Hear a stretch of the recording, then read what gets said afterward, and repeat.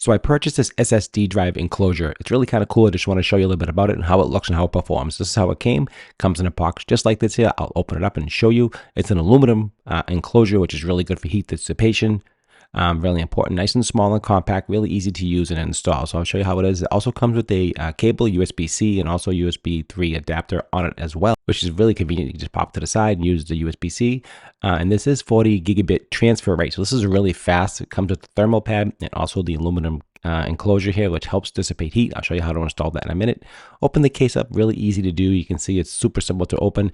And you just basically slide in your SSD drive, so it's really easy to install and do it yourself, so you don't have to really go to a technician at all. It's really easy.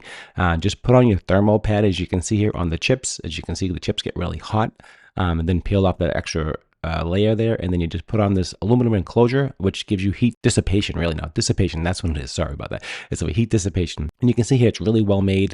It snaps right in, like you see here, really easy. It comes with a couple of screws, and put the screw right in it and just tie it down, and then just enclose the enclosure. Basically, put the screw back in.